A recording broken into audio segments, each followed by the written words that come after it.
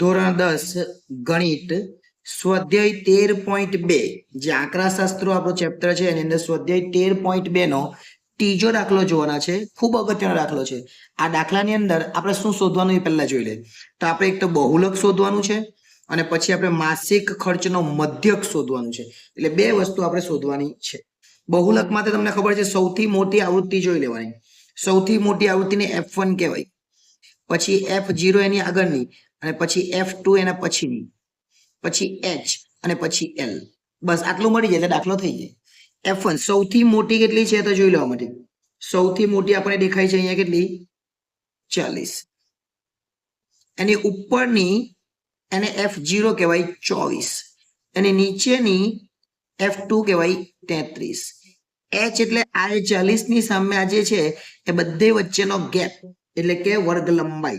2000 માંથી 1500 ને બાદ કરી દેવાના એટલે 500 વધે. L એટલે આ બંને વચ્ચે એટલે L એટલે 1500 વત્તા 1500 ભાગ્યા 2 એટલે 1500 જ આવે. બધી વસ્તુ મળી ગઈ. ડાયરેક્ટ બહુલક શોધી કાઢીએ અને પછી મધ્યક શોધીએ.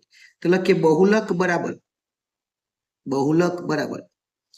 L વત્તા શું કરવાનું? F1 માઇનસ F0 અને નીચે 2F1 minus F0 minus F2 અને પછી H. બધી જ રકમ આપણી પાસે છે. ચલો પહેલો L કેટલો છે તો 1500. F1 કેટલા છે તો F1 40 છે. F0 કેટલા છે તો 24 છે આપણી પાસે. ચલો અહીંયા લખીએ 2 કે 2 F2 છે પછી 40 માઇનસ 24 અને F2 33 છે અને H પણ આપણે શોધેલો છે 500. ચલો સાદું રૂપ જ આપવાનું છે, બીજું કંઈ જ કરવાનું નથી. બહુ સરળ છે, ફક્ત સાદું રૂપ આપવાનું છે. એટલે પહેલા 1500 છે એ લખી દે વત્તા 40 માંથી 24 ને બાદ કરીએ તો 16 આવે અને છેદમાં 40 દુ કેટલા થાય 80 અને આ બંને વચ્ચેનો સરવાળો એટલે 33 અને 24 બંને ઓછા છે એટલે ઓછા ઓછા વધતા થઈ જાય. 4 ને 3 7 અને 3 ને 2 5 એટલે 57 લખી દેવાના અને ગુણ્યા 500 તો છે જ આપણા. 1500 લખી દઈએ વત્તા 16 ના છેદમાં 80 માંથી 57 ને બાદ કરીએ તો કેટલા આવે? 80 માંથી 57 ને બાદ કરીએ તો 23 આવે. ઓકે, અને ગુણ્યા 500 તો આપણા છે જ. ગુણ્યા 500 તો છે જ. હવે આપણે ભાગાકાર કરી દેવાનો અને પછી ગુણાકાર કરો, અથવા આની સાથે પહેલા ગુણાકાર કરી દેવાનો પછી ભાગાકાર. જે કરવું હોય તે આપણે કરી શકીએ. ચલો પહેલા 1500 તો છે જ, પછી આ ભાગાકાર કરી નાખીએ. 16 પંચા 80, 16 પંચા 80 અને 2 0 એટલે 8000 અને છેદમાં 23. હવે 1500 તો છે જ, 8000 ને 23 વડે ભાગી કરવાના. હવે 8000 ને 23 વડે ભાગીએ 23 20 ચોક 80 થાય. એનો મતલબ કે 4 તો ભાગ જાય 3 જ ચલાવવું પડે. 23 ગુણ્યા 3, 3 તાળી 9 અને 3 દુ 6, 69 થાય. લખીએ 23 તાળી 69 એટલે કેટલા વધે? 10 માંથી અહીં 7 કરી નાખીએ તો અહીંયા 10, 10 માંથી 9 જાય તો 1 અને 7 માંથી 6 જાય તો 1 હોય, પાછો 0. 20 પંચા 100 થાય તો 23 પંચા કેટલા થાય જોઈ લે. 23 ગુણ્યા 5, 5 15 10 1 11, 115 થઈ જાય એટલે વધી જાય. તો 23 ગુણ્યા 4 કરવા પડે. તો 23 ગુણ્યા 4 કરી દે 12 વધી આવી 1 ને 9 એટલે 92, 92 થાય. અને 100 માંથી 92 જાય તો 8, તો 110 માંથી 92 જાય તો 18 આવે. કેટલા આવે? 18 આવે. આ એક 0 પહેલા ઉતારો, હવે બીજો 0 ઉતાર એટલે 0 ઉપર પૂરા થઈ ગયા. હવે પાછો ભાગ ચલાવવાનો. કેટલાય? તો 23 પંચા 115 થઈ ગયા. 23 છંગ કરવાના, 23 સત્તામ કરવાના, 23 અથમ કરવાના. જોઈ લે 7 કરીએ તો 21, 2 14 ને 2 16, 161 થયા. 23 ગુણ્યા 8 બી કરી જ જોવાના. 24 ના 4 2, 8 દુ 16 ને 14 એટલે વધી જાય એટલે આ નહીં આવે. જો આ છે 23 ગુણ્યા 8, 8 દુ 16, 8 તાળી 24 ના 4, 8 દુ 16, 16 ને 2 18 એટલે 184 થઈ જાય. આપણે 161 લેવાના એટલે 7 અને 161. 180 માંથી 160 જાય તો 20, પણ એ તો 61 છે એટલે 19 આવે. 1 0 મૂકી દેવાનો. ફરીથી હવે 0 મૂકે એટલે ઉપર પોઈન્ટ આવવાનો હવે 23 ને કેટલા વડે ગુણવું પડે ખાસ ધ્યાન આપજો. અહીંયા જોઈએ 23 28 184 એટલે અહીંયા 8, અહીંયા 8 એટલે 184, 6 વધી ગયા. 0 2 જ પોઈન્ટ લેવા, 23 દુ 46, બસ પટી ગયો. આપણે કેટલા લેવાના 347.82. એ દાખલો પૂરો. 347 આમાં મૂકી દેવાના, 1500 માં 300 મૂકે તો 1800 થાય, એટલે 1847.82 એ આપણો જવાબ આવે. અને આગળ પણ ચાલીએ તો હજુ પણ આગળ જવાબ આવી શકે 0.56 જે કઈ આવે, પણ આ પણ તમે લખો તો આ પણ ખોટું નથી. એટલે અહીંયા એક દાખલો આપણો થઈ ગયો બહુલક. બીજો દાખલો આપણને મધ્યકનો પૂછેલો છે. મધ્યક માટે આપણે ફરીથી એ રકમ લખીએ અને પછી આગળ ચાલીએ, કારણ કે મધ્યકની અંદર પાછું વધારે કરવું પડશે, એટલે રકમ લખી દઈએ પહેલા આપણને જે આપેલી છે તે. એટલે આપણે વર્ગ લખીએ અને આવૃત્તિ લખીએ, એટલે જે આપણને આપેલું છે એને એફઆઈ કહેવાય. શું કહેવાય? એફઆઈ. તો પહેલા 1000 થી 1500 આપેલા છે, એમાં 24 છે. પછી 1500 થી 2000 આપેલા છે, એની આવૃત્તિ 40 છે. પછી 2000 થી 2500 આપેલા છે, એની આવૃત્તિ 33 છે. પછી 2500 થી 3000 આપેલા છે, એની આવૃત્તિ 28 છે. આપણે લખી દઈએ બધી. 3000 થી 3500 30, 3500 થી 4000 22, 4000 થી 4500 16, અને છેલ્લે 4500 થી 5000 7. આટલી રકમ આપણને આપેલી છે. હવે મધ્યક શોધવાનો છે, બીજું આપણને કંઈ જોઈતું નથી. જે રકમ આપેલી છે એના આધારે મધ્યક શોધી કાઢીએ. મધ્યક શોધવા માટે પહેલાનો સરવાળો કરી દેવાનો. આને શું કહેવાય?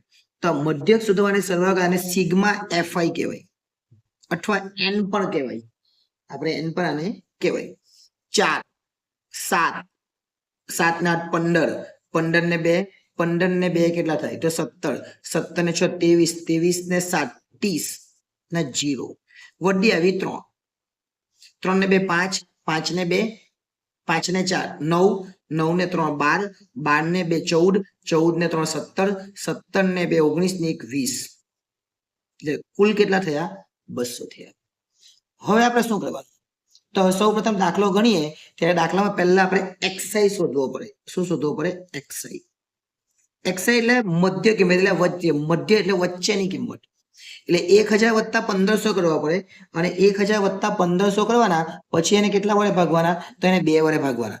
એટલે 1000 વત્તા 1500 ભાગ્યા 2, એનો મતલબ કે 2500 ભાગ્યા 2. 2500 નો અડધા એટલે 1250 થાય. કેટલા થાય? 1250. તો અહીંયા લખી દેવાના 1250. પછી આ બેનો સરવાળો એટલે કેટલા થાય? 3500. 3500 ના અડધા એટલે 1750 થાય. કેટલા થાય? 1750 થાય. પછી પાછા આ બેનો સરવાળો અડધા, એના કરતા તમારે શું કરવાનું? હવે આ બંનેનો સરવાળો ના અડધા, એના કરતા આપણે આમાં 500 500 500 ઉમેરી દેવાના. કેટલા ઉમેરવાના? 500 ઉમેરી દેવાના. ચલો આમાં 500 ઉમેરી એટલે 2250 થાય. કેટલા થાય? 2250. આમાં 500 ઉમેરી એટલે 2750 થાય. એટલે 5 5 ઉમેરના પહેલા બે આંકડા એમાં. જો 17 માં 5 હોય 22, 27 માં 5 હોય 32, એટલે 3250, 3750, 4250 અને 4750. કોઈ પણ એક સંખ્યાને આપણે એ ધારી લેવાનો. અહીંયા આને એ ધારી લે. ચલો આ એ ધારી લીધો. તો આપણે શોધવાનું યુઆઈ. યુઆઈ એટલે તો યુઆઈ એટલે એક્સઆઈ માઇનસ એ છેદમાં એચ. કઈ જ નહીં કરવાનું. જ્યાં એ ધારે ને ત્યાં 0 મૂકી દેવાનું. ચલો અહીંયા 0 મૂકી દેવાનું. ઉપર -1 2 3 4 અને નીચે +1 2 3. એકદમ ઈઝી થઈ ગયું. હવે આ સંખ્યા સાથે ગુણાકાર એટલે સંખ્યા એકદમ નાની થઈ જશે. આને કહેવાય એફઆઈ યુઆઈ. 24 ગુણ્યા 4 કરવાનું. 24 દુ 48 અને 48 દુ 96 ઉપર માઇનસ. 40 ગુણ્યા 3 એટલે 120 થાય.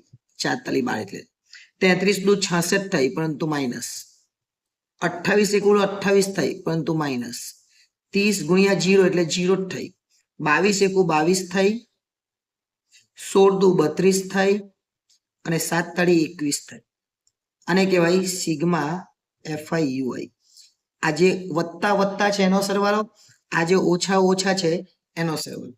આનો સરવાળો કોણ? 6 ને 6 12, 12 ને 8, 12 ને 8 એટલે 20 નો 0 વધી આવી 2, 9 ને 2 11, 11 ને 2 13, 13 ને 6 19, 19 ને 2 21, 21 નો 1, 21 નો કેટલા આવે? 1. જો ખાસ ધ્યાન, 21 નો 1 વધી આવી ફરીથી 2 ને 3 એટલે 2 વધી આવે ને આ 1 છે એટલે 310 થયા. પણ કેવા? માઇનસ. ફરીથી એક આપણે ચેક કરી લઈશું, વાંધો નહીં. 22 32 ને 2 ને 2 ને 4 ને 1 5 વધી આવી, વધી આવે એટલી 5 છે એટલે 5 ને 2 7 એટલે 75 એટલે માઇનસ 310 અને પ્લસ 75. હવે 310 માંથી 75 ને બાદ કરવાના એટલે આ 310 એમાંથી 75 ને બાદ કરી દેવાના. 0 માંથી 5 તો નહીં જાય એટલે અહીંયાથી 0 થઈ જાય અથવા 30 કરી નાખીએ. ચાલો અહીંયા 30 અને 10 થઈ જાય. 10 માંથી 5 એટલે 5 અને 30 માંથી 7 જાય તો 23 એટલે 235 આવે. એકવાર રિપીટ કરવું હોય તો રિપીટ તમારે કરી લેવાનું. ઓકે, ચાલો હવે આપણે સૂત્ર મૂકીએ. મધ્યક એટલે કે x બાર a વત્તા h સિગ્મા fi ui અને છેદમાં સિગ્મા fi. બીજું બી આનું એક સૂત્ર છે, આવું બી લખી શકો. a વત્તા સિગ્મા fi ui છેદમાં n અને ગુણ્યા h અથવા c પણ લખાય, વર્ગ લંબાઈને c પણ કહેવાય. એટલે આ લખો તો પણ જવાબ એ જ આવે, પણ આપણે આ રીતના ચાલતું છે એટલે આ લખીએ. a બરાબર 32 50 ક્યાંથી આવ્યા? તો જો અહીંયા આવેલા એ ધારેલો આપણો 32 50. h એટલે આ બધા વચ્ચેનો ગેપ કેટલો છે? 500 છે. એ તો આગળના દાખલામાં આપણે લીધો. એટલે આ જ દાખલામાં જે આ બે દાખલા કર્યા, fi ui 235 છે પણ માઇનસ અને છેદમાં 200. ઓકે, એટલે એકદમ ઈઝી થઈ જાય. ભાઈ 32 50 તો લખવાના જ, પણ 500 ગુણાકાર એટલે 2 0 અહીંયાથી નીકળી જાય ને 2 0 અહીંયાથી નીકળી જાય. એટલે અહીંયા વૈધા કેટલા? તો અહીંયા વૈધા ખાલી 5 અને કૌંસમાં માઇનસ 235 છેદમાં 2. આટલું વધેલું છે. હવે આ જે છે ને એનો ગુણાકાર કરી દે આપણે એટલે એકદમ ઈઝી થઈ જાય. 32 50 વત્તા 235 ગુણ્યા 5, 5 50 25 વધી આવી 15 ને 2 17 વધી આવી 1, 10 ને 1 11, 11 75 છેદમાં 2. ભૂલી નહીં જતા માઇનસ છે એટલે હવે એટલે ખાલી માઇનસ જ લખી દે, બીજું કઈ નહીં. 32 50 માઇનસ 11 75 ભાગ્યા 2. લસા લે તો પણ ચાલે અને ભાગાકાર કરી નાખે તો પણ ચાલે. એટલે 32 50 રહેવા જ દે અને 11 75 ભાગ્યા 2 કરી નાખીએ. 2 પંચા 10, 1 હોય તો 7, 2 અઠા 16, 1 હોય તો 5, 2 સત્તા 14, 1 વડે 0 ઉપર પોઈન્ટ મૂકી દેવાનો અને 2 પંચમ 10, 587. આ 0 0 આવજો, 587.5. પાછું આપણે તમને બતાવવું પડે કે એમાં બી ખોટું કરે એવા છે. એટલે x બાર બરાબર 32 50 જે છે એમાંથી 587.5 એટલે ઉપર 0.0 લખવાનું, આવું યાદ રાખવાનું. ચલો શું કરવાનું? 0 માંથી તો નહીં જાય એટલે આ બી 0 છે એટલે અહીંયા 4 આવે, અહીંયા 9 આવે અને 10 આવે. 10 માંથી 5 જાય તો 5, 9 માંથી 7 જાય તો 2, 4 માંથી 8 નહીં જાય એટલે પાછો અહીંયા 1 ને અહીંયા ઉપર 14, 14 માંથી 8 જાય તો 6 અને 31 માંથી 5 જાય તો 26 એટલે 2662.5 આપણો જવાબ આવે. 2662.5 આપણો છેલ્લો જવાબ આવે અને આ મધ્યક છે. અને માસિક ખર્ચ એટલે અહીંયા આપણે ખર્ચ તરીકે બી લખી શકીએ, માસિક ખર્ચ એવું લખી દેવાનું. એટલે x બાર પણ શોધી લીધો આ અગાઉના દાખલામાં, એટલે કે આમાં જ આપણે બહુલક પણ શોધી લીધો. એટલે બંને દાખલા આપણે કર્યા. આપણે બે વસ્તુ શોધવાની હતી, એક બહુ